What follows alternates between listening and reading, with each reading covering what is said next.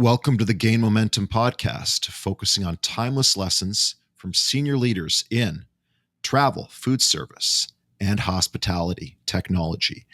I am here with my co-host, Michael Goldrich. How are you? I'm doing great. Awesome. And our special guest today is the founder of Bookboost CRM, Daan de Bruijn. How are you? Great. And thanks so much for inviting me to the show. Awesome.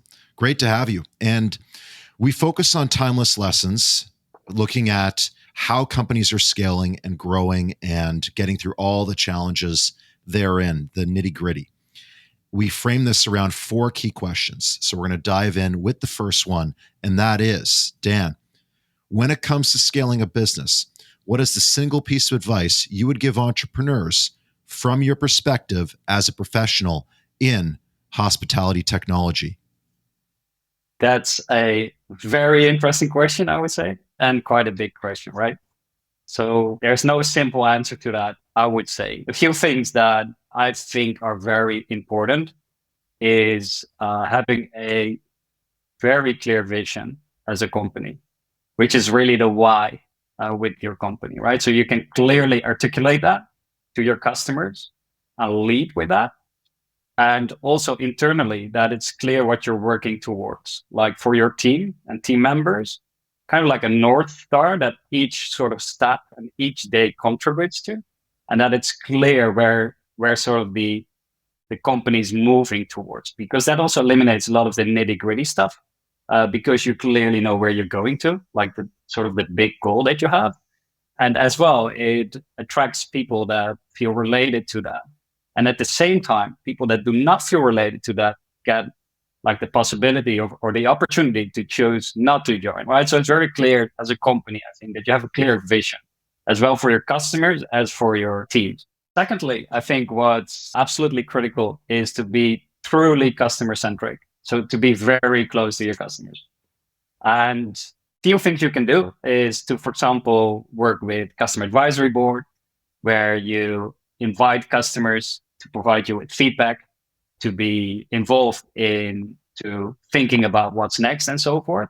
Because we as a company, as a hotel tech vendor, are sort of the translator to translate our customers' needs into solutions that actually help them day by day, right? That should fundamentally make things easier and better for them to operate with. And that's one thing you can do. Co-creation, actually, for new things as a SaaS company that are relevant for not just that customer, but also other customers. You can allow yourself to do co-creation, which really means like involving your customer in the creation of what's next, what's new. And there's so many new things that can still be done that it actually creates the opportunity to do that. And that naturally makes you very close to your customer. And thirdly, and this is one thing that I really like, what we do with Bookboost as well, is a concept that we frame as mystery shopping, which is something that we do with almost all of our customers, which is that anyone at Bookboost visits the hotel, or someone at Bookboost can visit the hotel unannounced and go through the guest journey and really experience it from a guest perspective. But then typically we also observe like how employees are doing. We speak with employees and so forth. And it gives you a very clean sort of view on the current status quo. And then we provide like observations to our customers. And that's another vehicle that can be used to be close to your customers and always be thinking of, okay, what can be improved? Because we as tech vendors should know our customer needs, maybe even better than they do, so we can provide the right solutions. Thirdly, and absolutely, now it comes last, but absolutely not least, is that it all comes down to the people you're working with. Like if you want to outperform others, you have to have better people in your team than others. And what that means is that in your hiring, you need to be very, very like on point.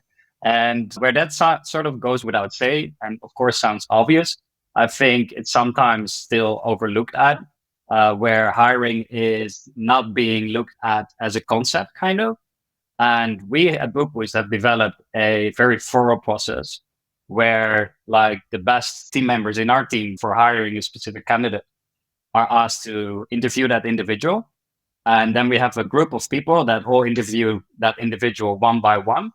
And after the interview, And during the interview, we have a set of criteria based on norms and values and also based on requirements for that specific role. And after the interview, you're directly like asked to fill out a survey without engaging with anyone else in the team. So you're not like biased by group thinking, right? Okay. That way you get like a hiring process that's really thorough, that's in line with the company's norms and values, that hires the best candidates for that specific role, but also that's least bias possible, because we're all biased and that's just like a reality. That's just normal there and there's nothing wrong with that.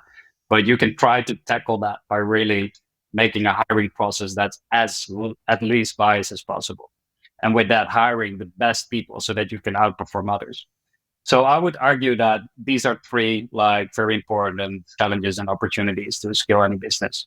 So to pick out some threads here of what you said, first off, when you say having your why, both externally to customers and internally, I just wanted to plug one of my favorite books, which is Start With Why by Simon Sinek. And that applies not just for hospitality technology companies or technology companies, but also hotels. What's a hotel's why? What's a travel company's why? What's a restaurant's why? So that's a very universal lesson. And I'm wondering, is that something that you had from day one in Bookboost when you founded the company, I think just over 7 years ago, in terms of starting with that why, saying we're going to be the CRM platform of choice? Or was that something that you sort of pivoted and found within the early years? I would say yes, actually. That's something we've had from day one, pretty much. I mean, I'm not gonna lie, like loads of things changed along the way, and our sort of journey has really like been like a typical journey, as in working agile and figuring things out along the go. But one thing that hasn't changed is our sort of why, which has always been like we wanted to bring our customers closer to theirs. That's always been our why, our vision. And we saw like sort of I guess, frustration sometimes in our industry. Like my co-founder and I, we've been working in various hotels. We have really seen the industry from various angles. We know a lot of hoteliers, and sometimes you see that whereas the intention of hoteliers is to want to be hospitable often, right? It's such a beautiful thing. Bring people together, create experiences, and so forth. It doesn't always allow them to sort of let that out because of certain inefficiencies, certain limitations. And we found that technology could really be a solution there. So our why has always been like we wanted to bring our customers closer to theirs, to enable that sense of connection and that sense of being able to facilitate an experience. So that is actually something that we have had from the early days, yes. And to pick out another thread of what you said, I introduced you as the founder of Bookboost, but you mentioned co-founder. And I'm wondering, because founding a company by yourself is a huge task. And the word huge is diminutive for what is actually involved for the workload. How did you and your co-founder find one another and decide to start a company together? Yeah, that's also such an interesting question. And so important to add on each other's, I guess, weaknesses and to let each other thrive in your strengths, right? And that comes down to your dynamic. So we found each other where we both felt passionate about what I just tried to explain, like this sense of hoteliers not always being able to provide the sort of the products and services that they would like to. And where my co-founder has a technical background, my background more sits in commercialization. And together we could really like be a strong team, as where we found our passion together, where we to some extent knew our strengths and weaknesses, because also that is a journey, but that we felt there was a strong base to go from. And that's really been fundamental in making the decision to jump on this adventure together.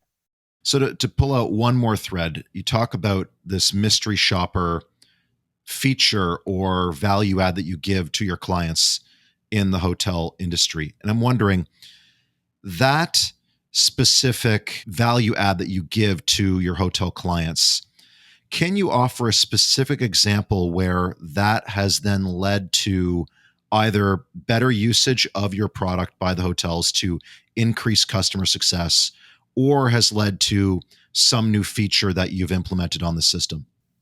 Yeah, absolutely. And that's such a great question, I think, and exactly also the reason why we do that, to be close to our customers.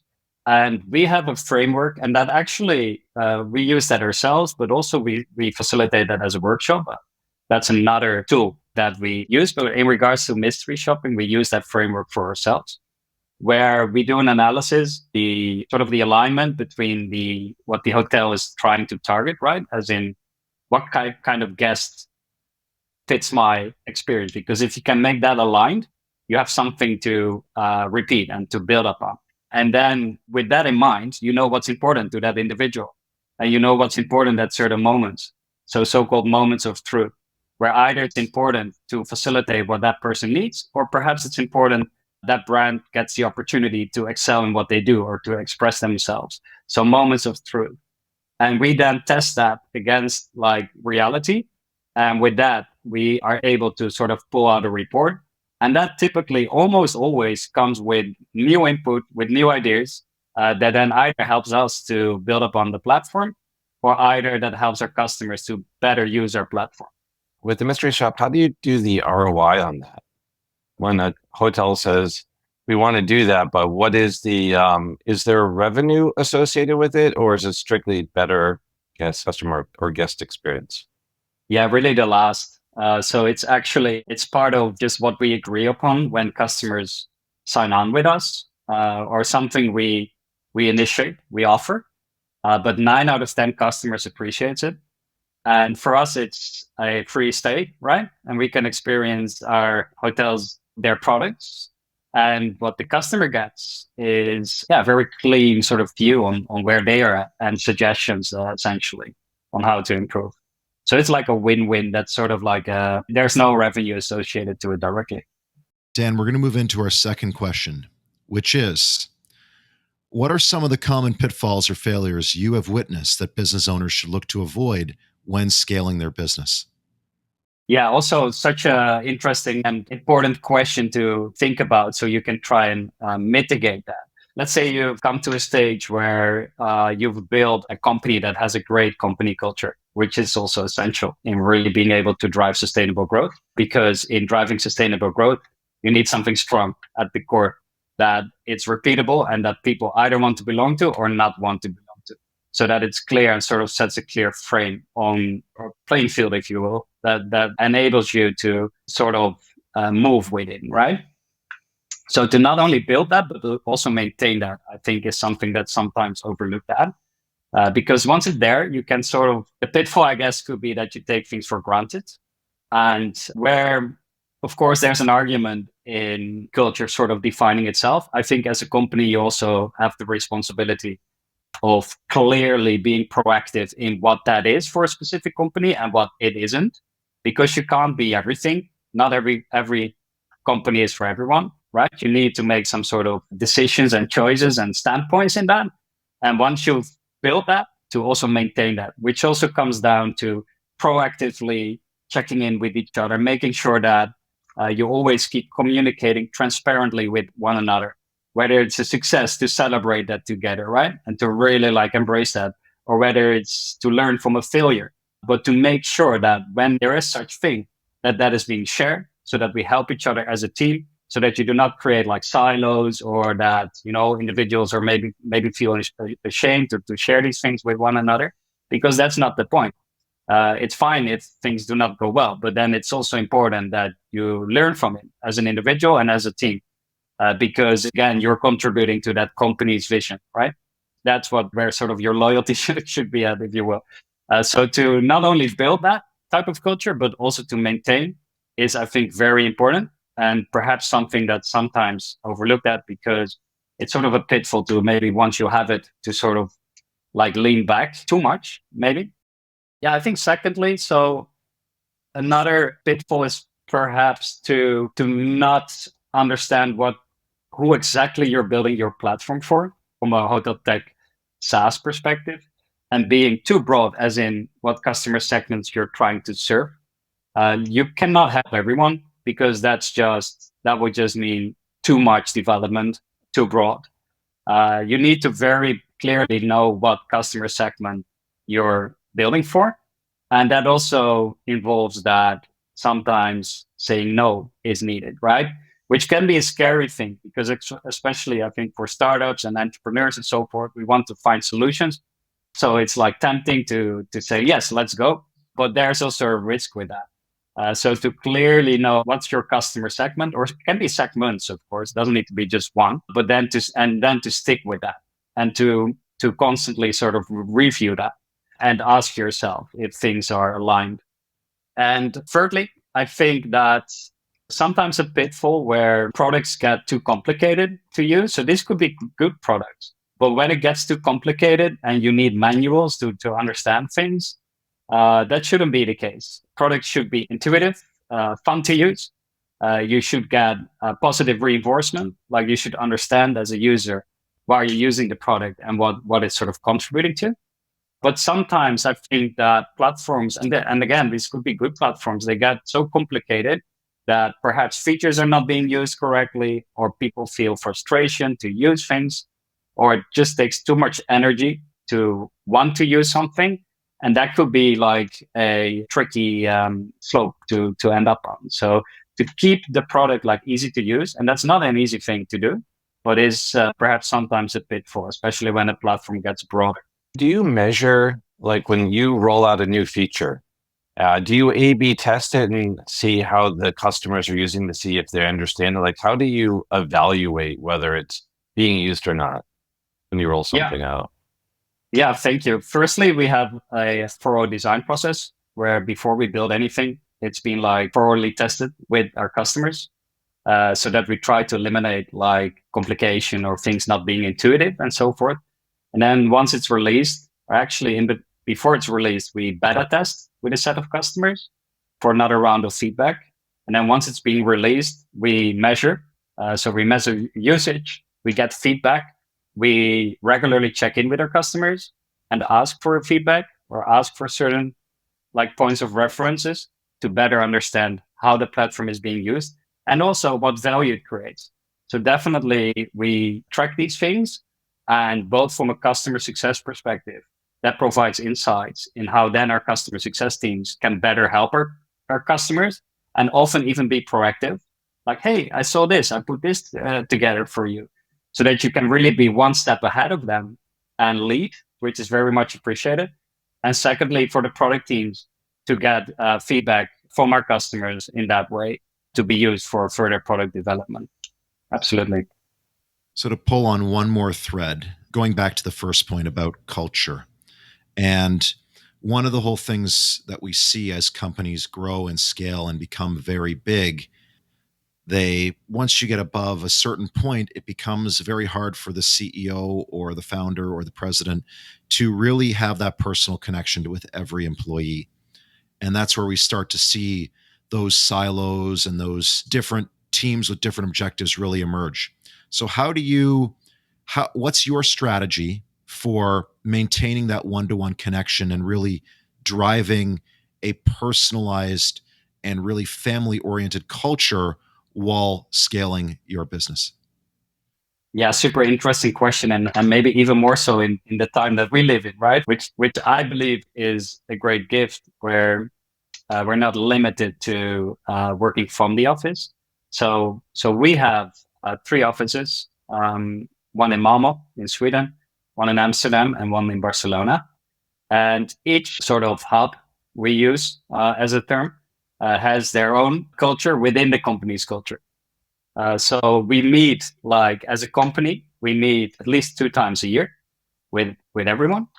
And then within specific teams, we facilitate that you meet more frequently, which then we also try to put together in a way that it makes sense. Because you always have the ones that you're working with most closely, right? And you're not engaging with everyone as much from a point of focus perspective as what you're focused on in a company. So that's how we try to maintain like a personal culture, but also try to provide a setup that enables you to work remotely or partially remotely, but still be able to meet in person. Because if you're not able to meet in person, that just takes away certain elements, we believe. But on the flip side, if you're being asked to show up in the office each and every day from that hour to that hour, that kind of feels limiting, I would say, for most people these days. So we're trying to find like a good balance that still facilitates like a culture where we all feel personally involved, which is so important, right? Because then you actually feel accountability. You want to share, you want to do things together, you want to really like function as a team. And I do really think that that is like a critical element, in sustainable growth for any company, really. Well, yeah, speaking of evolution, that is the perfect segue into our third question. Looking ahead. So, Dan, what do you see as the key opportunities and challenges for hotel technology companies in 2024 and beyond? Generally speaking, we still live, or I would say a fair sort of judgment or reality check is that the expectations that consumers have when it comes to digital is somewhat not always met by the current status quo in the industry that we deliver. And that is very important to close that gap, right? And as a industry, rather to be like behind, to really be a front runner. Because I think that we have such a beautiful industry where we enable people to come together, people to experience. Like this is what really matters. But we also need to facilitate that so that we make like the little things that are perhaps not as exciting to, and at the end do what is exciting, that we eliminate that, which means that we like eliminate anything that sort of could be done or that where there's no human really excelling or needed for. So what do we excel in communicating with each other, in sharing experiences with each other, in connection, etc. When we can cut out each of these, I call it low value touch points, which are perhaps like filling out a form or doing some sort of administrative task. These things could be done by technology so that you actually free up time to do these things that we excel in as humans.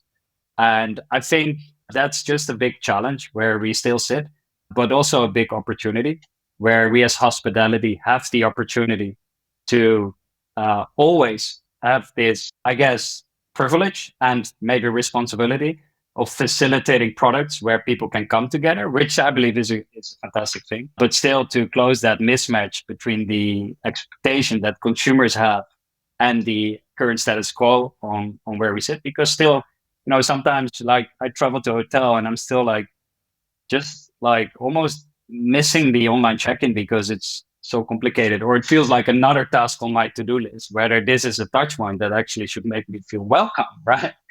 And I mean, it's kind of nuts when I say this, it's so obvious, but yeah, I guess the reality check is that we're not totally there yet. And I think if you look at that more on a micro level, then what I often see is that there is a big challenge in centralizing data. So I think one of the reasons that explains sort of where we're at is that data sometimes sits in different systems or in silos, and that blocks you from using it and makes you more disconnected digitally from your customers, right? Digitally from your guests. And that's very important to fix. And I think we just have such a fragmented landscape in our industry that we need to find a way to find the best products, but in a way that is connected and that it creates a seamless experience for not only the ones using it, the operators, but also for the guest, right? So that's very important. And yeah, I would say that's like a big challenge and opportunity that we will try to work towards. And perhaps that's also very important in that to realize, to really try and do that together. Yeah. Yeah, I like the use of the word you use, seamless, because when I think about it is you want to reduce friction, you want to reduce all the touch points. And I think what you were talking about there was exactly about that. It's not just reducing friction for the guest, but also reducing friction for the hotel operator to make things more seamless. So I think that's great. When we're talking about seamless and siloed data versus centralization, we have to bring in the dreaded I word in hospitality, which is integrations. So therein, from the outsider's perspective, it's very easy to look and go, oh, we have APIs, we have SDKs to implement, but that still belies a ton of development work on both sides, the platform and the hotel side, to implement those. So I'm wondering, Dan, could you describe your overall approach to integrations in terms of selecting the partners you want to work with strategically, and also how you devote resources to mapping and completing those integrations? Absolutely. So the way we look at that is by how we've set up our architecture in our platform. So we have developed a CDP, customer data platform, that's centralizing data from various sources, and that creates a centralized guest profile. That is built API first, and what it enables to our customers to do is to look at their data, both from a group level or perhaps from a selection of hotels in a specific area or in a specific way that makes sense for that customer, to look at the data from a group level on that, but also to look upon the data from a one-to-one base, right? And really tap into like each and every individual and make sure that you can personalize the experience. So the CDP is really a loose standing product in our architecture. And then on top of that, we have built a CRM and a unified inbox that then our customers can use. And the CRM comes with a guest journey builder so that you can easily like drag and drop touch points. So it's fairly easy to build guest journeys, like very intuitive to do. And it comes with guest app for things like online check-in and all that for like interaction. And it comes with a marketing module for more sort of the newsletters, the monthly campaigns, re-engagement, and so. So that comes with the CRM. And then with the second product, which is the unified inbox, that is built for any communication that comes inbound. So when a guest asks a question on Booking.com, on Expedia, on email, WhatsApp, Google messaging, etc., there's 15 channels that are being unified into one interface. That's where the agents, the hosts, receptionists, the reservation agents, and so forth can work together, and comes with smart features to help operators to, for example, automate parts of the repetitive questions with a good integration to OpenAI, other smart features to work more efficiently. And again, you have all the data to your disposal because you have that CDP at the core that then also displays the guest profile and relevant data points in that interface. So how we tackle that is by really seeing that as loose products in the way we've architectured the platform so that we can always live up to the promise to centralize. But at the same time, it comes down to integrations indeed, and you cannot build all the integrations at the same time. So we have to be selective. And that's just a work in progress in terms of prioritization. But the building blocks are being put in place in that way. Awesome. Moving into our fourth and final question. Dan, what are the key things innovative leaders and entrepreneurs should prioritize and focus on to gain traction for their business? I would say that looking at any operation and looking at it in a way that you identify any type of touch points that are low value and any type of touch points that are high value. And once you've done that, you find solutions to eliminate any type of touch points that's low value to be done by humans, because that's not where the magic sits. That can be fixed by technology these days, and there's great products available. It's all possible to do. And once you are at that stage where you can just focus on things that do add value as being done by a human, so welcoming a guest, having a conversation, like just things that are unique, and that also creates connection and joy, you can really create a great experience that's truly unique for a guest. And you need to find ways to, or that's my advice, to try and find ways to help your organization to get there so that any individual that works within the organization can contribute in that way, rather than spending time on low value touch points that could be automated by technology. And when you do that, what is very interesting to look at as well is that when you can customize the experience, this has a tremendous impact on guest satisfaction and loyalty. So I would actually like to refer to a study by TripAdvisor that looked at thousands of guests that have been extremely satisfied with the stay. 64% of those would recommend the hotel to others. That's a good number. However, if you add a delightful surprise to that, which means something unexpected, like could be a note on the room to welcome you back because you've been there last year, or could be something else that just customize the experience to you as a unique individual, then 94% would actively recommend the hotel, which means like leaving a review, wanting to come back there, talking to friends and families to promote. And the reason for that is that it's something that you do not expect. And that's something that creates like an experience that you're curious towards, right? Because what if I go there again? What will I get next time? And the beauty is that today with technology, you can actually do that in a structured way. So you can do personalization at scale by really keeping track of your guest data and having a centralized profile that's thorough enough to understand like preferences or details about that specific individual, maybe on previous behaviors and so forth, so that you can tailor and customize and make the next experience relevant to that specific individual because you have the context of that guest.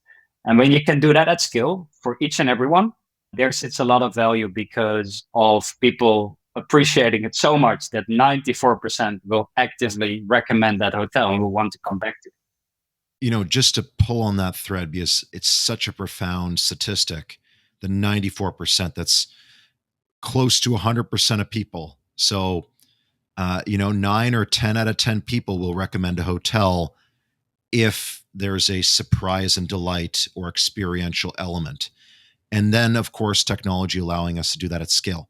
This deserves emphasis, but I always try to drive the point home by moving from the abstract to the personal or the story level. So to give listeners a visual here for how that works in action, I have some that I could draw upon for this surprise and delight. But I'm wondering, Dan, could you share with us one or two examples that you have in terms of how this surprise and delight and incorporating CRM level personalization plays out at hotels, either Bookboost clients or otherwise, that you've seen really work on that level? Absolutely. And there's one example that I would really like to highlight here, which I believe is absolutely amazing. So it's one of our customers on Gotland, which is an island here on the east coast of Sweden. And they have an amazing, very clean product, which is all about being sustainable. So they find it extremely important to keep their footprint as low as possible and also want to share that with the guest to make the guest aware of actually the energy that we use, because their standpoint is that where probably most of us today are aware of the importance of that is that not everyone knows what it actually, like how much damage does it take to take a shower, right? What's that actually in proportion in maybe in relation to the lights that you're using and so forth. So there's still an opportunity there to educate. And what they do is they offer the booking without any electricity and water usage and so forth. And then anything you use throughout the stay, so if you take a shower or if you turn on the heating or if you watch television, etc., you see it being added to the stay. And at the end of it, you get like an overview where you pay off the electricity that you've been used. And then next time, if you come back to it, they have already added that to the record, so to the guest ID, because they keep track of it. They can easily add it to their guest profiles. They can already anticipate that, right? So if you're a low energy user, already prepare the room in that sense. And I think this is such a great example, but I could go on and on and on. And there's so many examples. I think this one really stands out. And we've had to do they've had to do some custom integrations to get there. So it's really sort of the more sophisticated cases from a technology standpoint. But the same principle applies to perhaps offering the same product as you've been purchased before, right? We have one customer that has an amazing spa facility, and they ask pre-stay what size of bathrobe you would like, and then they prepare the room with that size of bathrobe. So it's just like tailoring to what you need. And sometimes that can be done by data that's historically available. And sometimes that can be done by asking guests questions pre-stay in a formative way, so that you can also add that and make it conditional to what comes next. Because what comes next in their guest journey is that there's a task for housekeeping to deliver on it. But then also next time they know. So then it's historical data. So next time they know if you would like a small, medium, or large. So sometimes it's historical. Sometimes it's by asking guests, and by keeping track of the centralized guest profile, you can basically enable yourself to do these kind of things. Wow, I was going to say, you've gamified energy usage for that example on Gotland, and my first thought was that you'd have a lot of people trying to limit their scores so they wouldn't be showering, and then you'd have a lot of slightly smelly people around the hotel, right? But I do look at it the positive in terms of more so the education, or to use a buzz term, edutainment of energy usage, because I don't think a lot of people even know how much water and heating they're even using on the average stay or day to day in their own apartments. So that's a really cool example. And then the other one about bathrobes is something so simple that we can now use and really take something like I'm a large person, so I need a large bathrobe, moving that from the comments field in the PMS guest profile into an actual data-based item that can then be acted upon to further personalizations. And I'm wondering therein with the bathrobes, could you speak to some further continuations on that in terms of how the CDP might be involved, or the CRM might be involved, to actually take that information and then continue the guest journey even further along that, just whether it's an example or something you're working on at Bookboost? Yeah, so what we're continuously working at is providing any relevant touch points throughout the guest journey. So when you can see the guest journey as a continuous thing, so there's pre-booking, pre-stay, in-stay, post-stay, and then hopefully there's pre-booking again, right? Because of course, it's a great thing to have guests want to come back to your hotels. So at any stage, figuring out what's relevant and then being proactive.